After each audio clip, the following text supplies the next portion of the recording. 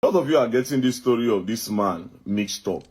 This man, Baltasar Ebang of Equatorial Guinea, was not arrested because of all those knacking tapes.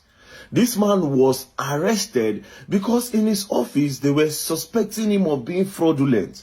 So they carried out the investigation, and the investigation led them to his house. While they were looking for evidence, document and everything to prove that he was fraudulent, that was when they came across those tapes. Those over 300 and something tapes. Now, a lot of things, men, especially men, will need to learn from this thing. If you watch those videos, like me, I get over 80 of the videos, right? If you watch those videos, none of those women were forced. None of them were forced. None of them were minors. As a matter of fact, some of those videos, now the women, they even adjust the camera. They look the camera face, they laugh. Those were people's wives, the president's daughter, people's wife, people pregnant wife. Do you understand? There was no jazz, there was nothing. And before you think the man is using his influence of his political office, or is using influence, or maybe he has money to knock all those people, it's not true. Because the Attorney General of the Federation wife did it.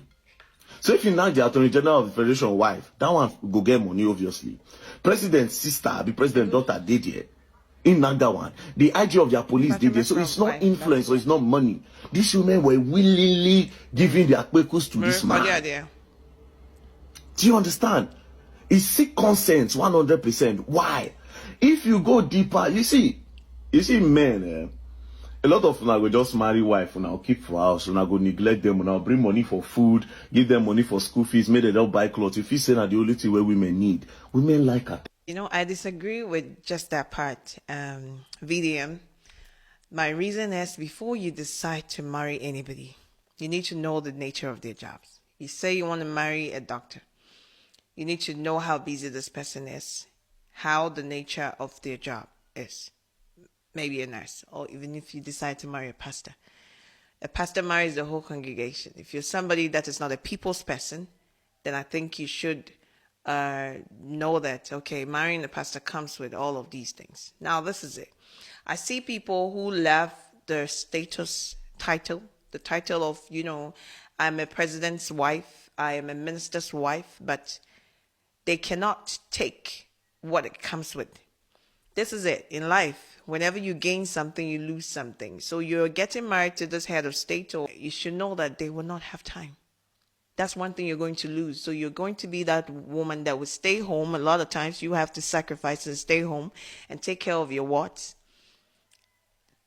because the man will be busy. That's the nature of the job. That is it. You cannot change it. You can't do anything about it. This is what you're getting yourself involved in. This is why I have a problem with Habiba, who was ranting and going to one radio station to another, complaining that I married this footballer who doesn't stay home. I would be home by myself. I would do this. I would do that. Didn't you know?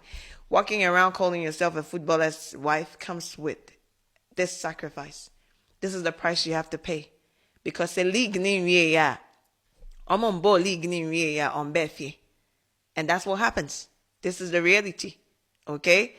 Yes, so you should know what you're getting yourself into or involved in before you come out here and complain. Know who you are. We keep saying know who you are in life. Young people, spend all the time to find out who you are. Know thyself. Know thyself first. Because we love the title. We love the lifestyle. We want to have money. We want to have all of these high-valued men. Most of them don't stay home. And that's the reality on the ground. So are you somebody that can stay by yourself? Are you clingy? If you are, then this is not the right person for you. Don't come back later and complain that my husband is not home, If you're in a long-distance relationship as an adult, you should know that you're sacrificing something. This is it.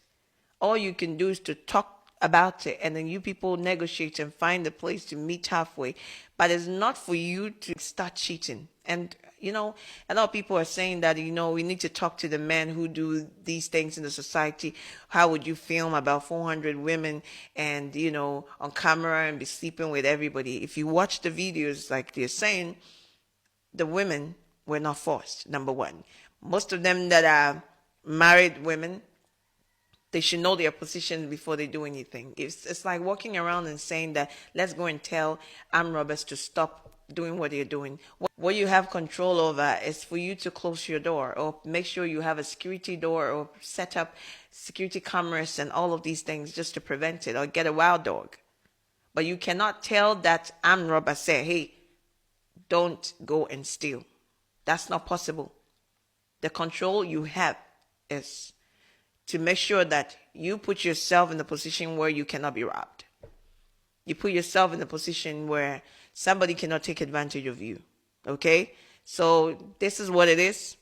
And the last thing I want to say, it's so amazing how they got 400 women doing the same thing. You know, it makes me think, are men cheap? I thought they said men were the cheapest commodity. Here we are. Thank you.